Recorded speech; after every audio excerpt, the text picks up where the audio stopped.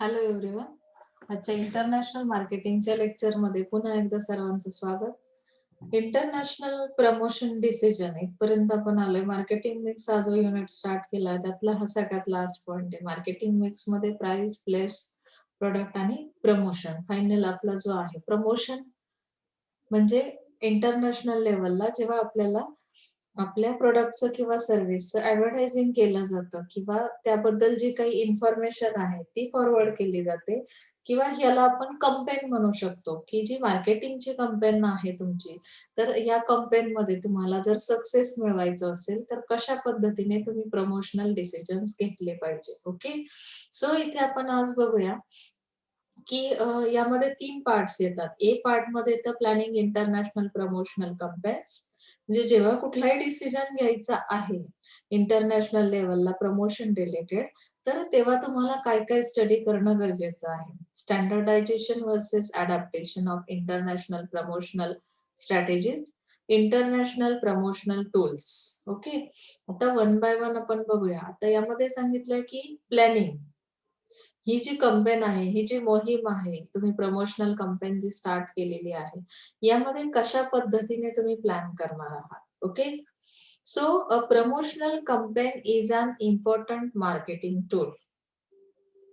When it comes to launching a new service or product or expanding your market reach into new verticals or demographics. म्हणजे new मार्केटमध्ये जेव्हा तुमचा product first तुम्ही काय करणार आहात, लॉन्च करणार आहात. फर्स्टली म्हणजेच तो न्यूली एंटर करणार आहे. त्यावेळेस तुम्हाला काय करायचंय, की हे जे प्रमोशनल प्लॅनचं म्हणजे प्रमोशनल प्लॅन रिलेटेड डिसिजन घ्यावा लागेल किंवा हे मार्केटिंग टूल तिथे अप्लाय करावं लागेल. तुम्ही कोण आहात? तुमचं म्हणजे इथे तुम्ही म्हणजे कोण? ऑर्गनायझेशन किंवा त्या ऑर्गनायझेशनचे जे प्रॉडक्ट्स आहेत, सर्व्हिसेस आहेत, जे तुम्ही ॲक्चुअली त्या मार्केटमध्ये न्यू मार्केटमध्ये एंटर करताय, तर तुमची आयडेंटिटी तुम्हाला काय करायची आहे? प्रेझेंट करायची. त्यासाठी तुम्हाला हे मार्केटिंग टूल वापरावं लागेल. ज्याच्या थ्रू तुम्ही काय करू शकता, की तुमच्याबद्दलची असणारी इन्फॉर्मेशन, तुमच्या प्रॉडक्ट सर्व्हिसबद्दल असणारी इन्फॉर्मेशन त्या मार्केटमध्ये असणाऱ्या, अवेलेबल असणाऱ्या कस्टमरला प्रोव्हाईड करू शकता. ओके. सो इथे प्रमोशनल कंपेनमध्ये काय लक्षात ठेवायचंय, की जर तुम्हाला सक्सेस मिळवायचा असेल, तर तुम्हाला किंवा तुमचे आउटकम्स आले पाहिजे किंवा तुमच्या डिझायर्स कंप्लीट झाल्या पाहिजे असं वाटत असेल, तर तुम्ही काय लक्षात ठेवणं गरजेचं आहे. तर त्यामध्ये फर्स्ट दिलंय, your promotional message reaches your intended and targeted audience. म्हणजे काय, की इथे तुमचा जो मैसेज है, अभी हम लोग एडवर्टाइजिंग बनाते हैं ना, तो एडवर्टाइजिंग बनाते वक्त हम लोग एक मैसेज फॉरवर्ड करते हैं उस एडवर्टाइजिंग के थ्रू। जो एक्टिंग करने वाले एक्टर से परफॉर्म करने वाले जो भी है परफॉर्मर, तो उनके थ्रू हमारा एक मैसेज फॉरवर्ड किया जाता है कि जो भी प्रोडक्ट है एक्चुअली उसके अंदर क्या है, इंग्रेडिएंट्स क्या है, उसका उस प्रोडक्ट का परफॉर्मेंस किस तरह का है, कंजप्शन किस तरह से करना है। तो ये जो मैसेज है वो टारगेट किए हुए ऑडियंस के पास सही मायने में पहुंचना बहुत जरूरी है। बहुत बार कुछ एडवर्टाइज हम देखते ही नहीं है, टीवी ऑन रहता है फिर भी ध्यान नहीं जाता है, तो प्रमोशनल मैसेज जो है वो उतना इफेक्टिव नहीं है। इसकी वजह से कस्टमर को या टारगेट ऑडियंस को उसका अवेयरनेस नहीं आता है। ओके. सो यहाँ पे your message is understood by your audience. Understood होना बहुत जरूरी है मैसेज। कभी-कभी हम लोग अट्रैक्ट तो हो जाते हैं, अवेयरनेस आता है कि सामने कुछ दिख रहा है, लेकिन जो मैसेज के थ्रू हमें एक्चुअल बताना है, कम्युनिकेट करना है हमारे ऑडियंस के साथ, तो वो समझ नहीं पाता है ऑडियंस, अंडरस्टूड नहीं हो रहा है। क्यों नहीं हो रहा है? कभी-कभी लैंग्वेज बैरियर हो सकता है, आपका टारगेट ऑडियंस उसके लिए कौन-सी मतलब उसकी लैंग्वेज क्या है, आप मैसेज कौन-सी लैंग्वेज में फॉरवर्ड कर रहे हैं, या जो सीक्वेंस है उसकी वजह से कोई अंडरस्टैंड नहीं हो रहा मैसेज, कि सीक्वेंस अगर प्रॉपर नहीं रहता है, जैसे हम फिल्म भी देखते हैं ना, मूवी देखते हैं, तो मूवी के अंदर इस तरह के कैरेक्टरिस्टिक रहते हैं, उसका जो सीक्वेंस है, सीन्स जो दिखाए जाते हैं, तो एक दूसरे के ऊपर डिपेंडेंट रहते हैं, इंडिपेंडेंट रहते हैं। तो उसकी वजह से हम क्या करते हैं कि फाइनल कंक्लूजन तक आती है कि इस स्टोरी में से हमें क्या मैसेज मिल रहा है। ओके ना? अगर सीक्वेंस गलत रहा, अगर लैंग्वेज हमारी जो है वो अलग है और उसकी लैंग्वेज अलग है, जो मूवी हम देख रहे हैं तो भी हमें प्रॉपर मैसेज नहीं फॉरवर्ड हो पाता। तो यहाँ पे इन सारी चीजों को बैलेंस करना आना चाहिए अगर आपको प्रमोशनल कैंपेन को सक्सेस करना है। तो आपकी ऑडियंस को उसका अंडरस्टैंडिंग होना मैसेज का बहुत बहुत जरूरी है। Okay, your message stimulates the recipients and they take action. यानी कि यहाँ पे उन्होंने बताया कि आपको क्या करना है, वो मैसेज इस तरह का होना चाहिए। योर मैसेज स्टिमुलेट्स मतलब एनकरेज करना है आपको ऑडियंस को। रेसिपिएंट यानी आपका ऑडियंस, टारगेट किया हुआ कस्टमर, तो जिसकी वजह से वो लोग क्या करेंगे कि रिस्पॉन्स देंगे, टेक अ एक्शन। एक्शन म्हणजे काय करतील ते, पर्चेसिंग करतील. लक्षात येतंय? म्हणजे इथे तुम्हाला अशा पद्धतीचे मेसेज बनवावे लागतील. तुम्हाला घरातही भरपूर वेळेस बऱ्याचशा गोष्टी सांगितल्या जातात. पण आपल्यावर त्याचा इम्पॅक्ट फारसा होत नाही. हे रोजचंच आहे असं तुम्हाला वाटतं. पण जनरली तुम्हाला एन्करेज करण्यासाठी जर एखादा मेसेज खूप इफेक्टिव्हली तुम्हाला दिला, पण थॉट्स वगैरे का लिहितो? आता अगदी बोर्डवर तुम्ही 10th-12th स्टँडर्ड पर्यंत आजही काही मुलं लिहितात. म्हणजे कॉलेजला आली तरी लिहितात थॉट्स वगैरे. त्याचं रिझन काय, की त्यातून मोटिव्हेशन मिळतं किंवा आपण एन्करेज होतो आणि त्या गोष्टी आपल्या लाईफमध्ये इम्प्लिमेंट करायला लागतो. सेम ॲज इट इज इथे काय होतं, की एखादा मेसेज इतका इफेक्टिव्ह आपल्यावर इफेक्ट करतो, की त्यामुळे ऑडियन्स जो आहे, की तो पर्चेसिंग पर्यंत किंवा पर्चेसिंगचा डिसिजन घेण्यापर्यंत पोहोचतो. तशा टाइपचे ते मेसेज असावे. आपण जर बोललो, की हा माझा रेनॉल्ड्सचा पेन आहे आणि हा तुम्ही घ्या, ह्याच्यामुळे तुमचं हँडरायटिंग बेस्ट येईल. हेच सांगण्याच्या पद्धती कशा आहेत, की एकदम ज्याला म्हणतो ना ॲक्टिंग वगैरे, आता हा सगळा म्हणजे प्रत्येकालाच जमेल असं नाही. कारण आपण प्रत्येक जण काय स्टेजवर रोज असणार नाही. त्यासाठी स्पेशल कॅरेक्टर आपण चूज करतो. जे ॲक्टिंग मधले पर्सन्स आहेत, ते काय करतात, की याला कसं प्रेझेंट करायचं, याच्यासाठी तुमचं गेस्चर्स, पोश्चर्स कसे असले पाहिजे किंवा कुठल्या भाषेमध्ये तुम्हाला ती ॲडव्हर्टाइज करायची, ह्याचा सगळा विचार करून तुमचा ऑडियन्स कशा टाइपचा आहे, ओल्ड एजचा असेल, ओल्ड एज वाले पर्सन्स कसे आहेत, की त्यांना काय आवडतं, त्यांचे लाइक्स काय आहेत, त्यानुसार तुम्हाला तो सीन क्रिएट करावा लागतो त्या ऑडियन्सच्या डोळ्यासमोर आणि तो मेसेज इफेक्टिव्हली त्यांच्यापर्यंत पोहोचवावा लागतो. ओके, समजलं? आता इथे असेच मार्केटिंग कम्युनिकेशन अपॉर्च्युनिटीज. इथे प्रमोशनल कॅम्पेनमध्ये पुन्हा आणखी एक प्लॅनिंग करताना काय करावं लागेल, की कम्युनिकेशन अपॉर्च्युनिटीज प्रोव्हाईड करणं गरजेचं आहे. It's important in this first step to examine and understand the needs of your target market. Who is your message going out to current users, influencers among individuals, decision makers, groups or the general public. की communication opportunities assess करणं म्हणजे काय, की जसं तुम्ही suppose मार्केटमध्ये गेलात, तुमचा मेसेज जेव्हा जातो मार्केटमध्ये, तेव्हा तुम्हाला एकतर हे माहिती असणं खूप गरजेचं आहे, की तुमच्या कस्टमरच्या नीड्स काय आहेत. त्यानुसार तुमचे युजर्स कोण आहेत, तुमचा प्रॉडक्ट यूज करणारे ऍक्च्युअली तुमचे कस्टमर कोण आहेत, त्यांच्यावर कुठले फॅक्टर्स इम्पॅक्ट करतात, इन्फ्लुएन्सर्स कोण आहेत, फॅमिली मधले आहेत, नेबर्स आहेत, रिलेटिव्हज आहेत किंवा इथे डिसिजन मेकिंग पॉवर त्या फॅमिलीची कोणाकडे आहे आणि तुम्ही कुठल्या ग्रुप्सशी बिलॉन्ग करता. म्हणजे आपण जसे सोशल ग्रुप्स असतात की नाही, तर हे जे सगळे फॅक्टर्स आहेत, तर हे तुमच्या कशावर इम्पॅक्ट करतात, की तुमचा जो डिसिजन आहे त्यावर इम्पॅक्ट करतात. पर्चेसिंग करणार की नाही. जसं आपण मागे एक एक्झाम्पल पाहिलं. तुम्हाला एखादी टू व्हीलर घ्यायची आहे, मोटरसायकल घेताय. तर मग त्याच्यासाठी आपण काय करतो, की करंट युजर कोण आहे? तुमचा मुलगा आहे, जो कॉलेजला जातो त्याच्यासाठी तुम्ही घेताय. मग इथे इन्फ्लुएन्सर्स कोण आहेत? की सपोज ती बाईक घेताना तुम्ही काय करता विचार, की शेजाऱ्यांनी पण काल मागच्याच महिन्यात घेतलेली आहे. म्हणजे तुमचे नेबर्स येतात त्यामध्ये. एखाद्या रिलेटिव्हने तुमच्या घेतलेली असेल. म्हणजे अगदी तुमचा त्यांच्या याचा इम्पॅक्ट तुमच्यावर पडलाय, की तुम्ही त्यामुळे तुमचं माइंड सेट झालंय, आपल्याही मुलासाठी आपण गाडी घेऊ शकतो. मग आता तुम्ही डिसिजन घेताना डिसिजन मेकिंग पॉवर कोणाकडे आहे? तुमचे फादर आहेत किंवा ग्रँडफादर आहेत, ज्यांनी हा डिसिजन घेतलेला आहे. मग तुम्ही कुठल्या ग्रुप्सशी बिलॉन्ग करतात? सोशल ग्रुप्समध्ये कुठल्या आहात तुम्ही? की सपोज जसं आपण एन-जी-ओमध्ये काम करणारे काही ग्रुप्स आहेत किंवा सोशल इश्यूजवर म्हणजे जे काही आपण म्हणतो किंवा तुमचं जे आता WhatsAppचे ग्रुप बनलेले आहेत, त्यामध्ये कुठल्या टाइपचे पर्सन्स म्हणजे ऑल ऑकेजन मधले जे पर्सन्स आहेत, सॉरी ऑक्युपेशन मधले जे पर्सन्स आहेत त्यांच्याशी तुमचा कॉन्टॅक्ट आहे, त्यांचा इम्पॅक्ट आहे. मग काही लोक सजेस्ट करतात की सध्या मोटरसायकल घेणं चुकीचं आहे, मुलं गाड्या व्यवस्थित चालवत नाही.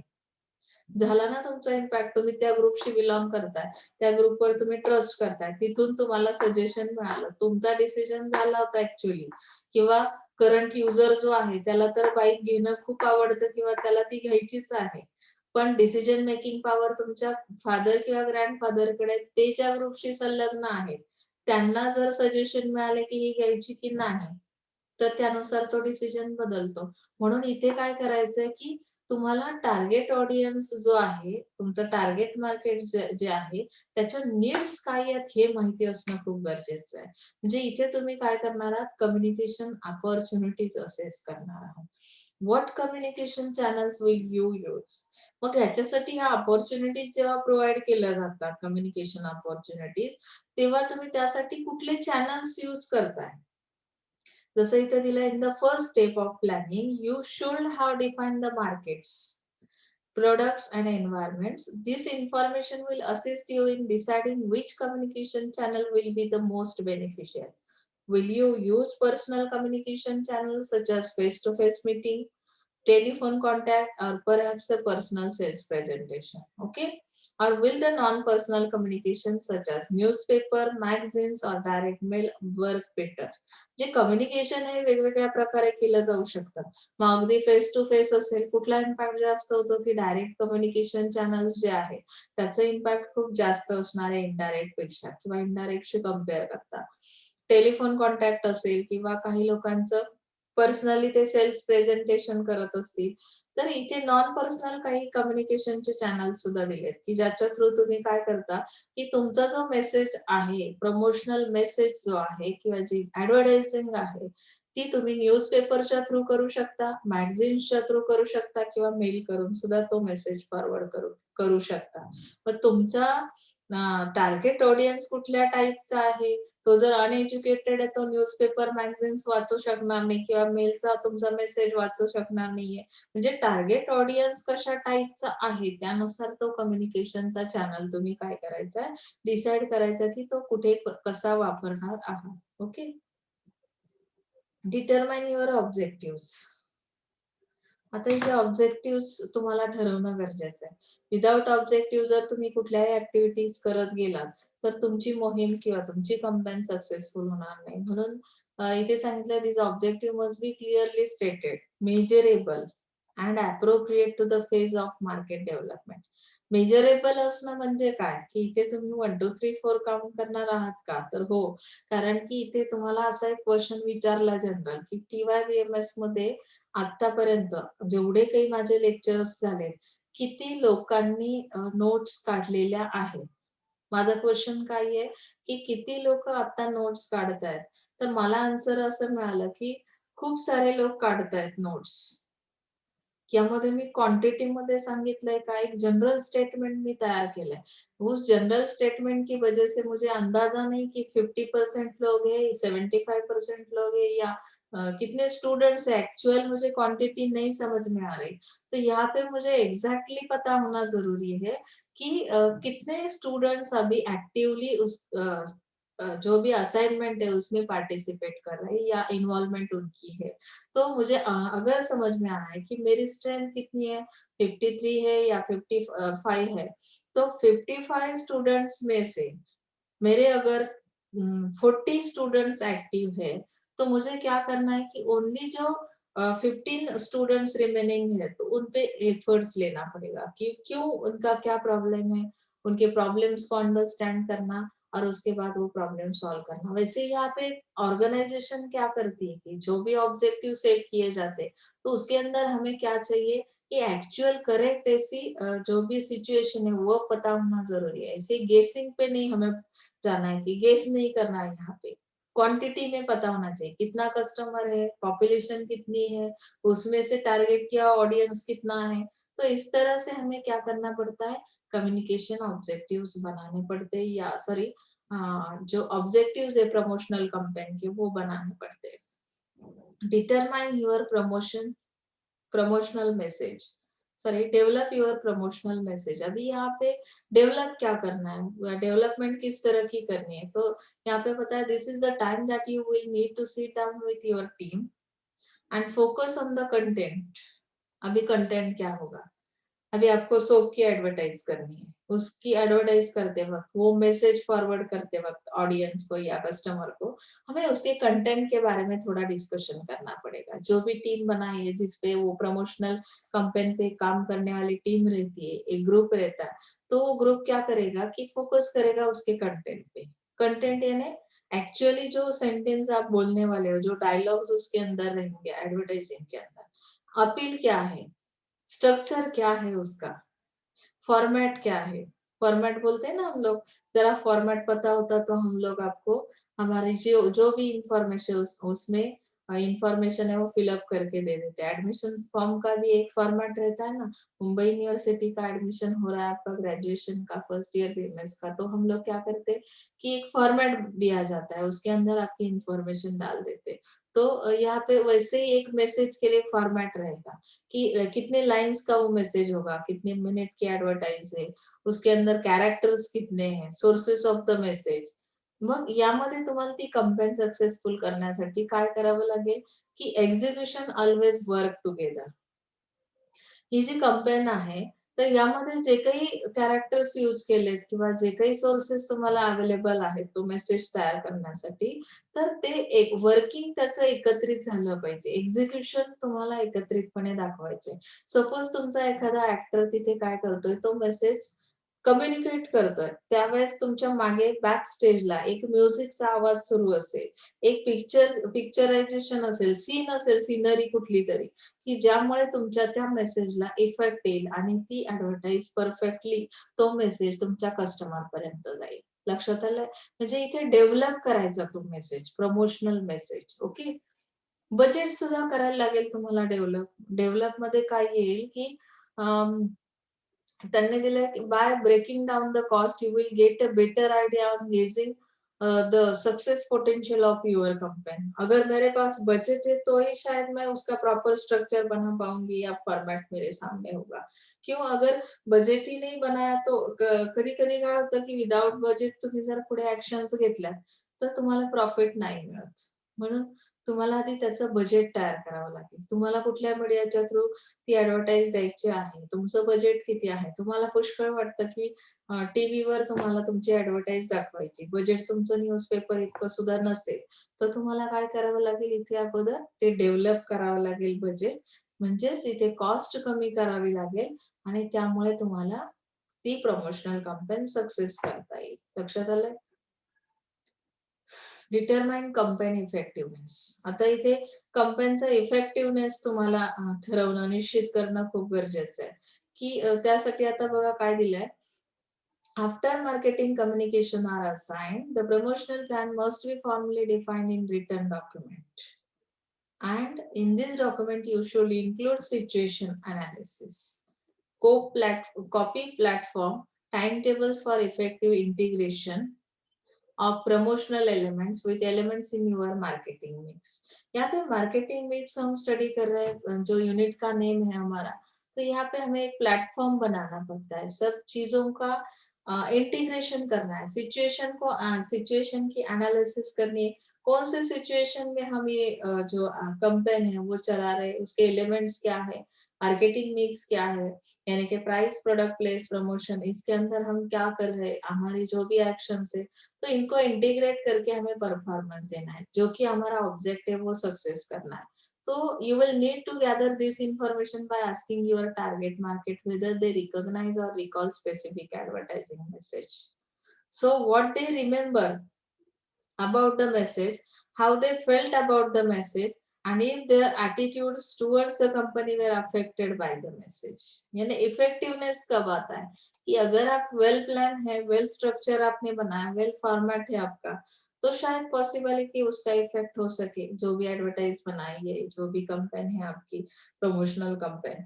तो यहाँ पे उन्होंने सेकेंड चीज दी है कि प्रमोशनल डिसीजन लेते वक्त आपको स्टैंडर्डाइजेशन और एडेप्टेशन ऑफ प्रमोशनल कंपेन के बारे में सोचना बहुत जरूरी है। हमने इसके पहले भी स्टैंडर्डाइजेशन देखा है, इसके अंदर जो इंफॉर्मेशन दी है आप देख सकते हैं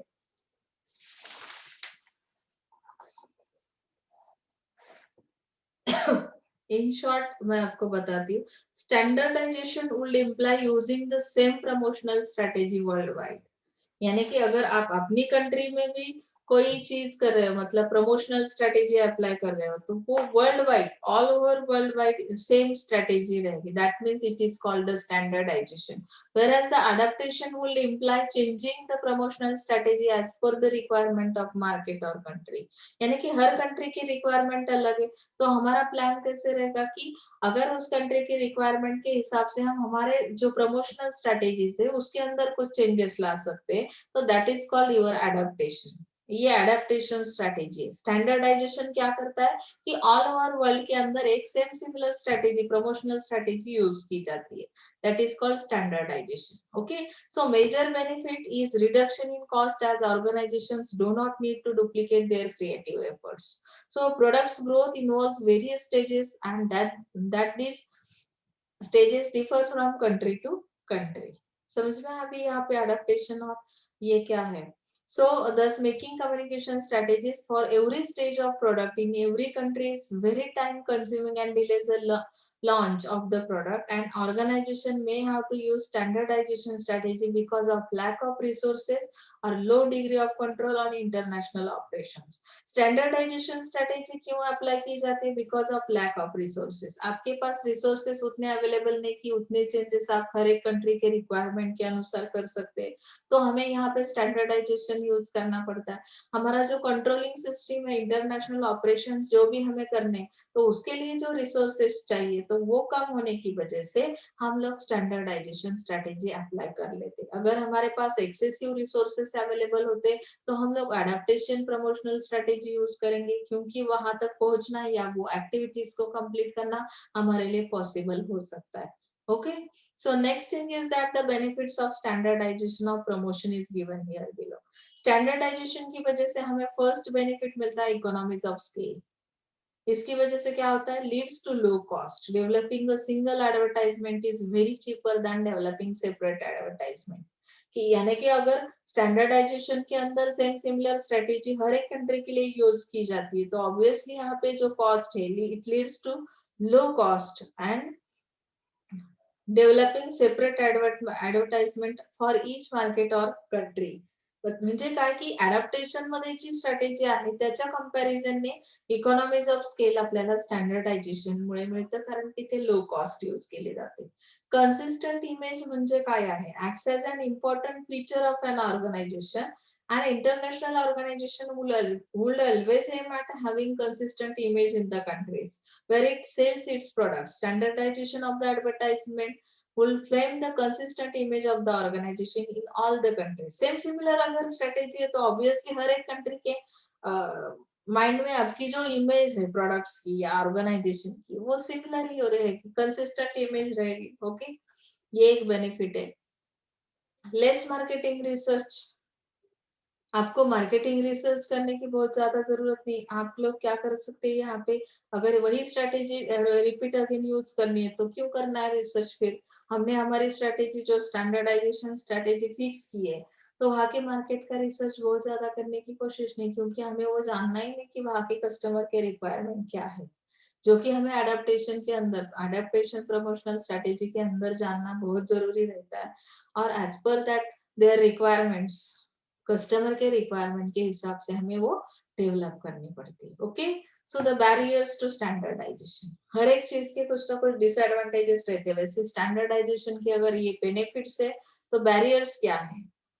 कल्चरल डिफरेंस, कल्चरल डिफरेंस होने की वजह से हर एक कंट्री के अंदर जो कल्चरल डिफरेंस है, तो यहाँ पे वो स्ट्रेटेजी ज्यादा यूजफुल नहीं रहती स्टैंडर्डाइजेशन की। यहाँ पे हम low cost, economies of scale जैसे बेनिफिट तो ले सकते हैं, लेकिन यहाँ पे हमें उतना बेनिफिट नहीं मिल सकता, क्योंकि कल्चरल डिफरेंस होने की वजह से। यहाँ पे मैकडोनल्ड का एग्जांपल दिया, हर एक कंट्री में मैकडोनल्ड के जो प्रोडक्ट्स है वो अलग अलग फॉर्म में यूज किए जाते हैं, इंग्रेडिएंट्स उसके अंदर जो भी है वो डिफरेंट डिफरेंट रहते हैं। अगर हमने सेम सिमिलर स्ट्रेटेजी अप्लाई कर दी तो शायद ये बैरियर रहेगा स्टैंडर्डाइजेशन के लिए।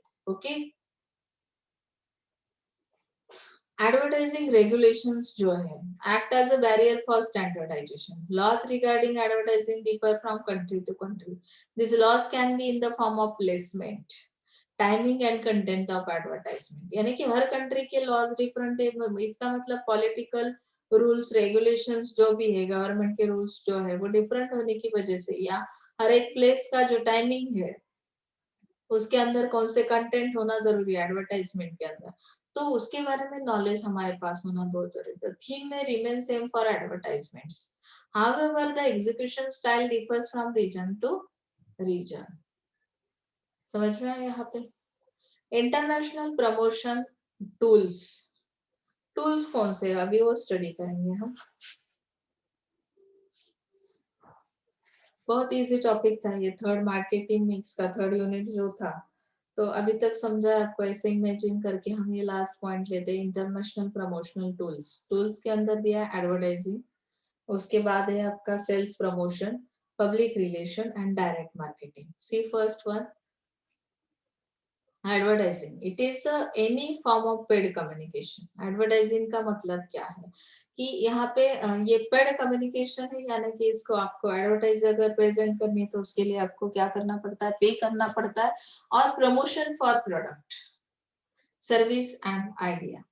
Advertisement is not only used by companies but in many cases by museum, government and charitable organizations. हर एक सेक्टर के अंदर एडवर्टाइजमेंट ये पार्ट रहता है। कोई भी नई चीज अगर हमें लॉन्च करनी है, स्टार्ट करनी है, तो उसके लिए नेसेसरी कि आपको कम्युनिकेशन करना है आपके टारगेट ऑडियंस के साथ, सोसाइटी के साथ, पब्लिक के साथ। तो यहाँ पे एडवर्टाइजमेंट ही एक पेड कम्युनिकेशन का फॉर्म है। However the treatment method out to the advertisement differs from an organization to an organization। अभी ये ट्रीटमेंट जो है एडवर्टाइजमेंट की, तो ये हर एक ऑर्गेनाइजेशन के लिए अलग अलग है, उसके अंदर जो प्रोविजंस किए जाते हैं एडवर्टाइजमेंट के अंदर। तो development involves a decision across 5 MS। अभी डेवलपमेंट किस तरह से की जाती है एडवर्टाइजिंग के अंदर, mission, money, message, media and measurement, ये 5 MS है। तो जिसके थ्रू हम लोग एडवर्टाइजमेंट के अंदर डेवलपमेंट कर सकते हैं। Mission looks at setting objective, मेरा मिशन क्या है एडवर्टाइजिंग का, तो मुझे वो कहाँ पे डिटरमाइन करना है, मिशन के अंदर डिटरमाइन करना है मेरा मिशन क्या है, यानी कि वहां पे ऑब्जेक्टिव रहेंगे। The objectives could be to inform, persuade, remind and reinforce. Objective has to follow the marketing strategy set by the company. Okay. So the money or budget, ये second MS है. Okay.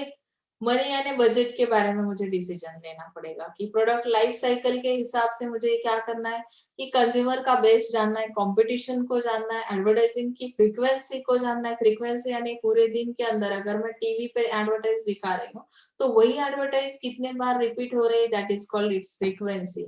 तो frequency को ध्यान में रखते हुए, competition को ध्यान में रखते हुए, कंपटीशन अगर पता है तो मैं क्या करूंगी, रिपीट अगेन 2-3 बार वो रिपीट करूंगी एडवर्टाइजिंग, तो यहाँ पे बजट बढ़ने वाला है। तो मनी यानी बजट के बारे में जब भी सोचना है तो मुझे ये पॉइंट्स ध्यान में रखने हैं कि कंज्यूमर बेस क्या है, कंज्यूमर किस टाइप का है, उसका ऑक्यूपेशन क्या है, कंपटीशन कितनी है, उसकी फ्रीक्वेंसी कितनी होनी चाहिए, और प्रोडक्ट सब्स्टिट्यूटेबिलिटी क्या है। थर्ड MS जो है message development, further is divided into 4 steps.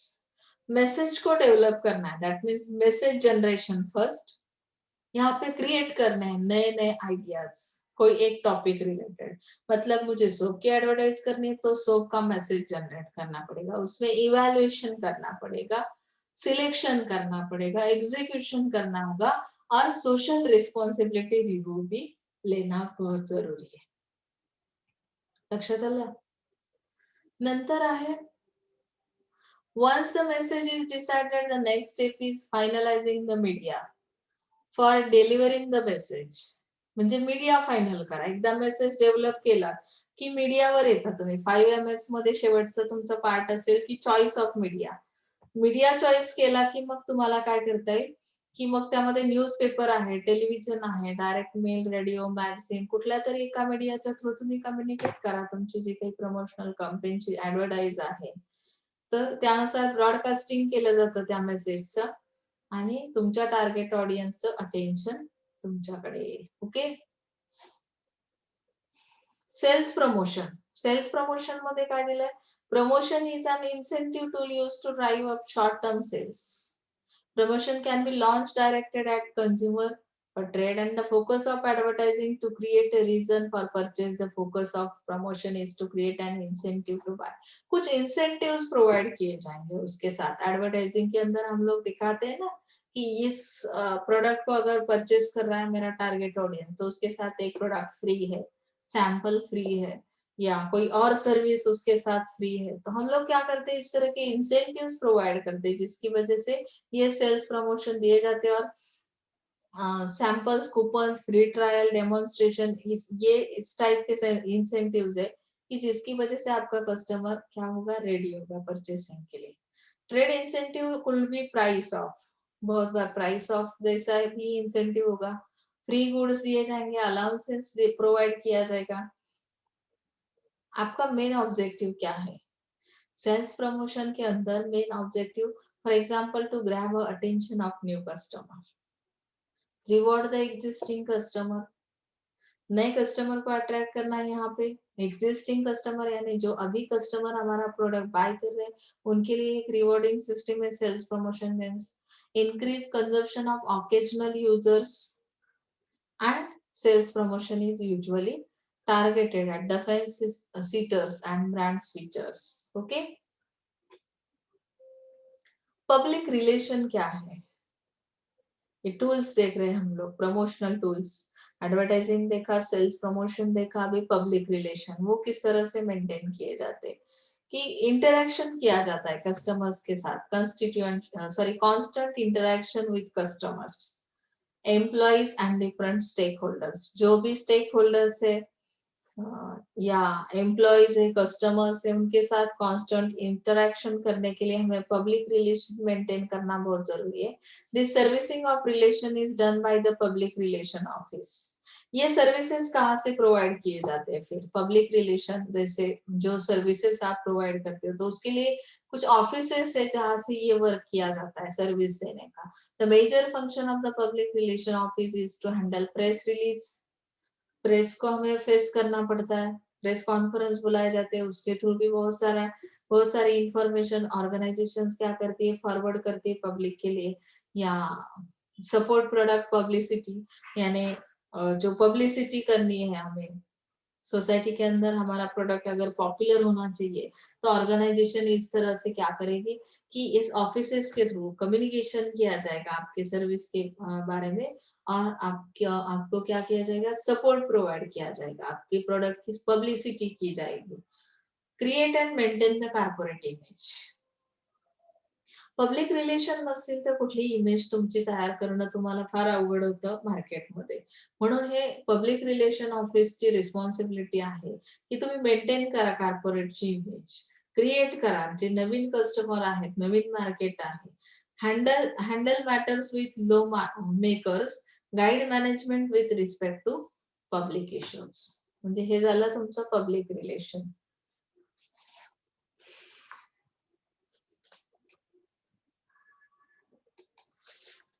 त्यानंतरचा शेवटचा पार्ट आहे डायरेक्ट मार्केटिंग. डायरेक्ट मार्केटिंग मध्ये दिलं the communication establishes through a direct channel without using any intermediaries is referred to as a direct marketing. Direct marketing can be used to deliver message or service.